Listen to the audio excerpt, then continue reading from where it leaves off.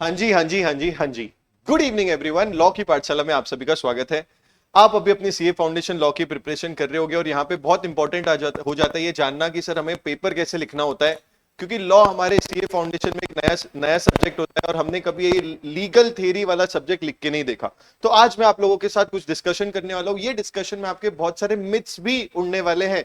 किसी को लगता है बहुत हैंडराइटिंग इंपॉर्टेंट होती है, वो भी यहाँ देख लेंगे। किसी को लगता है कि सर इंस्टीट्यूट ग्रेस वेस मार्क्स देता है नहीं देता है, बता दो। ग्रेस मार्क्स मतलब बोनस मार्क्स। एक्चुअली आए पेपर में समझ लो 60, तो आपको मिल गए 65 रिजल्ट में, या पेपर में आए 35 और रिजल्ट में आया 40, तो बोनस मार्क्स, ग्रेस मार्क्स जिसको बोलते हैं, बिकम्स वेरी इंपॉर्टेंट। तो ये वीडियो एंड तक जरूर देखना, ठीक है जी। ये एक अपने स्टूडेंट का पेपर है जहां पे उसको पेपर में कितने मार्क्स दिख रहे हैं, 68.5, जो एक्चुअल में चेक होके मार्क्स मिले हैं, बट एक्चुअल में इसको मार्क्स कितने आए थे, 74। दैट मीन्स इसको ग्रेस मार्किंग हुई थी। दैट मीन्स कि सर ग्रेस मार्किंग जब होती है तो ऐसा नहीं होता कि जो फेल हो रहा है उसको पास कराता है इंस्टीट्यूट। एक स्टैंडर्ड इनको रिजल्ट मेंटेन करने के लिए जो मार्क्स कभी कम नहीं करते, बट ज्यादा करना है तो सभी के लॉ के पेपर में मार्क्स बढ़ा देते हैं, ठीक है जी। This is a concept of grace marking. तो इसको 74 एक्चुअल में आए थे। अभी हमें एक एक करके चीजें नोटिस करना है। पहली चीज है, सर हैंडराइटिंग मैटर करती है क्या? क्या लग रहा है, क्या लग रहा है? क्या हैंडराइटिंग मैटर कर रही है?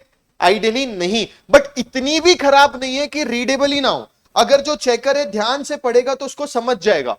क्लियर है जी।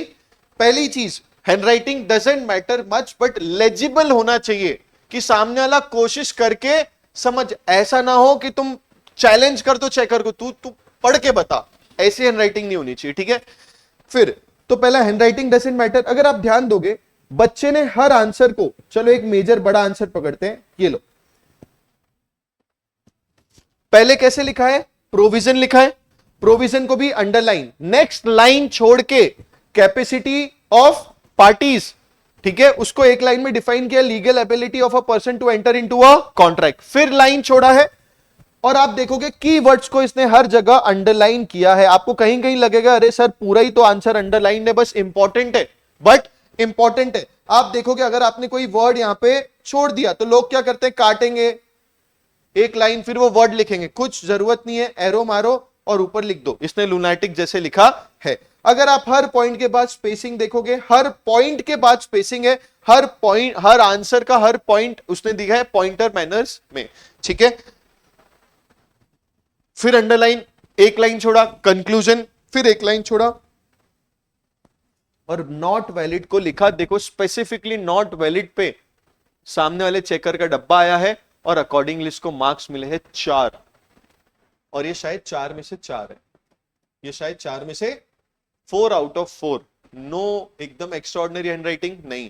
कीवर्ड्स हाइलाइटेड है, यस। कंक्लूजन में कीवर्ड हाइलाइटेड है, यस। मैं पागल हो जैसे क्लास में क्यों बोलता हूं कि करना जरूरी है। एक ये चीज होगी।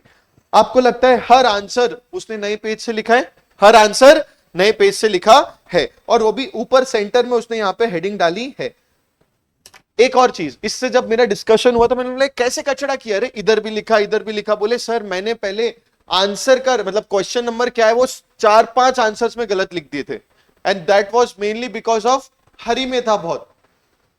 कब ये ठीक कर पाया, जब 2 मिनट आखिरी पेपर के बचे थे, एंड मैं हमेशा बच्चों को बोलता था भाई आधा आंसर कम लिख के आना, एक आंसर कम लिख के आना, बट ये जरूर चेक करके आना कि जो आंसर लिखा है जिसका उसका क्वेश्चन नंबर ऊपर लिखा हुआ है उसने चेक किया, और जो जो चीजें गलत थी उसको फिर ठीक किया। क्लियर है। सोचो ना, अगर 5 आंसर्स के क्वेश्चन नंबर ही गलत होते तो जो चेकर होता वो देखता रहे इसका आंसर तो ये, इसने क्या लिखा है। दे विल नेवर कोरिलेट, वो कभी जाके नहीं चेक करेंगे, अच्छा मैं खुद ढूंढ लेता हूं ये आंसर कौन से क्वेश्चन का, ऐसा कभी नहीं होगा, ठीक है। तो एग्जामिनेशन के प्रेशर में ये आप 2 मिनट का चेक जरूर रखना। वापस से पूरा अगर आप देखोगे एनालिसिस लिखा है, कहीं कहीं पे अपनी वर्डिंग्स भी इसने लिखी होगी, और इन्होंने मार्क्स पॉइंटर्स दिए। कुछ बच्चों का डाउट होता है कि सर अगर पूरा कंक्लूजन अगर गलत हो गया तो पूरा 0 मिल जाता है, कि नहीं, प्रोविजन के मार्क्स मिलते हैं, प्रोविजन के मार्क्स मिलते हैं। कंक्लूजन में भी अगर 2-3 कंक्लूजन है, एक गलत हुआ तो वो रिस्पेक्टिव 1-1.5 मार्क कटेगा, बचे हुए अगर सही है कंक्लूजन तो वो मार्क्स आपको मिलते हैं। ये एक इंपॉर्टेंट पॉइंट है।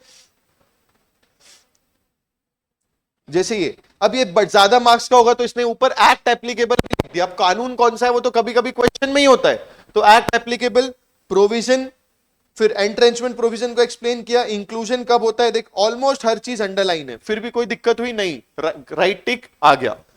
फिर notice to registrar for entrenchment heading डाला और नोटिस देना पड़ेगा। कंक्लूजन यस कंपनी, वही कंक्लूजन लिखा, पॉइंटर्स में लिखा और क्लोज 2.5 मार्क्स इसको मिल गए हैं। क्लियर है जी? ये पेपर है, in writing doesn't matter, pointer में आंसर चाहिए, कीवर्ड्स मुझे हाईलाइट चाहिए, कीवर्ड्स हाईलाइट चाहिए, नया आंसर नए पेज से चाहिए। क्लियर है? ग्रेस मार्क्स मिलते हैं, हाँ मिल सकते हैं, और मिलते हैं तो सबको मिलते हैं, ठीक है, सबको मिलते हैं। अगर आप जब भी अपने टेस्ट दे रहे हो, मॉक टेस्ट दे रहे हो, एग्जामिनेशन के पहले ये वीडियो देख के जाओगे, फ्रेशली आपके दिमाग में होना चाहिए कि क्या आपका फ्लो होगा, तो ये वीडियो आपको बहुत हेल्प करेगी। ये पूरे पेपर का पीडीएफ मैंने एक डिस्क्रिप्शन में एक चैनल का लिंक डाला है, वहां पे आपको मिल जाएगा, आप उसको रेफर कर सकते हो।